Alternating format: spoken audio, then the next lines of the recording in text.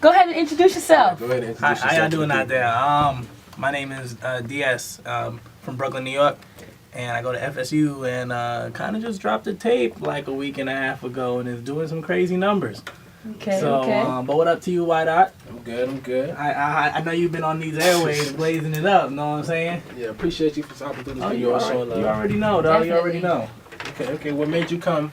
A quick bunch of questions. I'm gonna go ahead and run it down. What made you come from the big city To New Tallahassee. York, all the way to small Tallahassee? Hey, Tallahassee is like a second home to me, man. Back in the day, I used to live here for a little bit. My parents were in the military. We got stationed down here for a couple of years. So when I was down here, I became like a really big FSU fan as a kid. So then I was like, yo, when I grow up, that's where I want to go. So then that's kind of how it happened. I kind of ended up back here. Okay. What's your classification? I'm technically a junior, but I've taken off for classes right now because music is moving at the moment. Okay. So I got to run with that. What you got coming up? I want to know. Oh, man.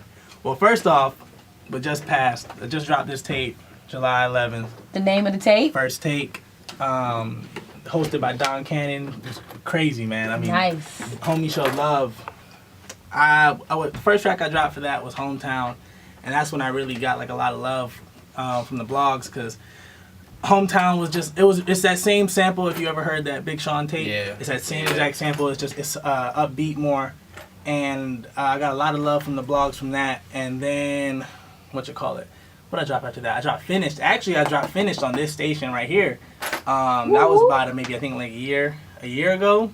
Dropped Finished on this station. Okay. And that got a lot of love down here. And then, so now I just dropped the tape, and that's just booming right now. So that's really what I'm focusing on pushing at the moment.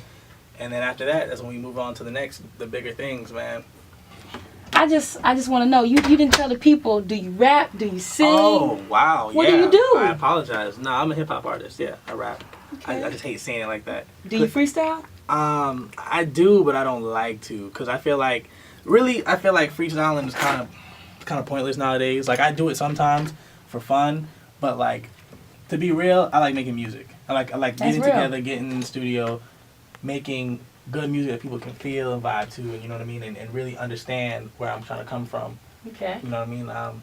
Freestyle's dope though, don't be wrong. Like, I know like real dope freestyle heads that do that stuff every day, but it's not your thing. It's not my thing. That's real. Okay, we're gonna touch on a little bit of history.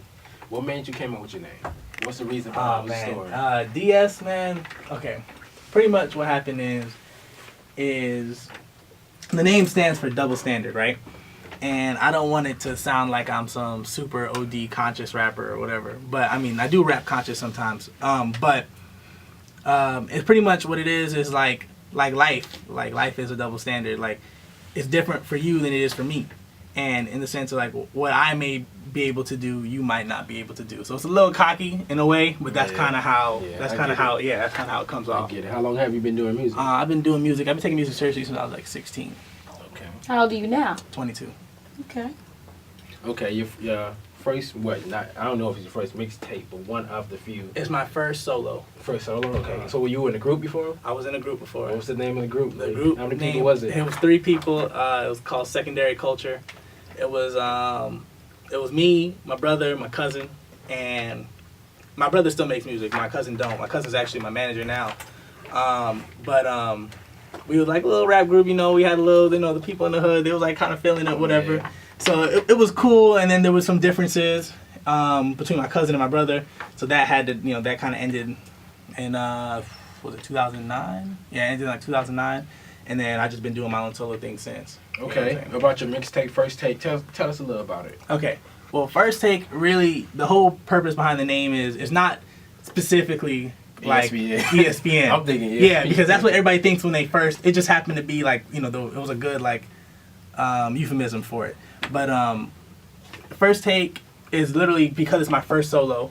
So it's my first take at that, and then it's also like my first time like doing like a big like selection of music. Like if you listen to First Take, you will know that there's a song for everybody on there. Like there are people that just like to turn up. There's one of those. You know what I mean? That if you like to think intellectually, there's one of those. If you like to be in your feelings, there's one of those. You know what I mean? Like there. I mean, and then the track is really like it's like a culmination of my life. Like, and I really want people to feel the music, not only the lyrics and the lyricism and the punchlines and the bars and but I want you to feel like you came where I came from. You know what I mean? Like you sitting up in New York back in those stop and frisk days and being harassed by cops for no reason just because you're standing outside. I want you to feel that. I want you to feel like you was there. You know what I mean? So that's like the purpose of the tape. But yeah, I mean, I'm working on I'm on a big campaign right now, so that was the first step of the campaign. How many tracks are on it? It's 13 tracks. 13 was that intentional for there to be a song for everybody, or did it just kind of just flow that way? It really kind of just happened that way. I wasn't. I didn't wake up and like, yo, I'll make a song for everybody. Like it really like I was just making music.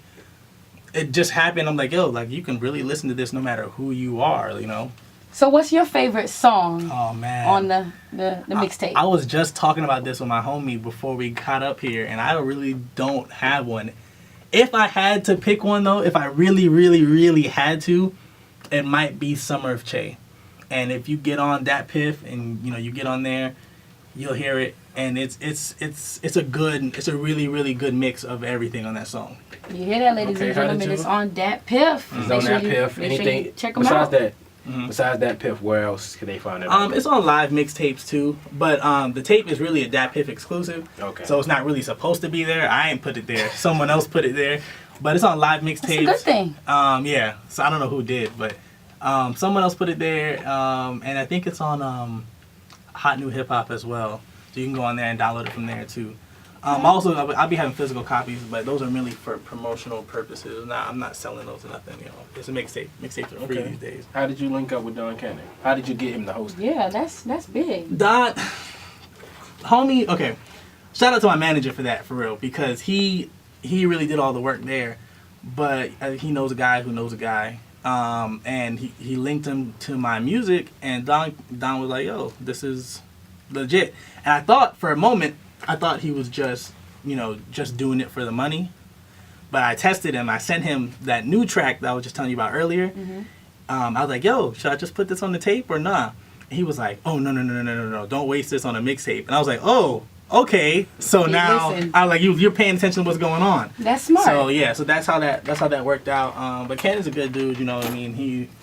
He's kind of funny because all he does is work out nowadays. So a lot of DJs, that's all they doing. Khaled, that's all he's doing is working out. All he does is work out. That man dropped so much weight. Ross has dropped a lot of weight. Yeah, he's like skinny Ross now, dog. So was Fat Joe. Actually, he was telling me a story about how he was on the beach, on South Beach, running past some brolic dude or something like that, racing him down the.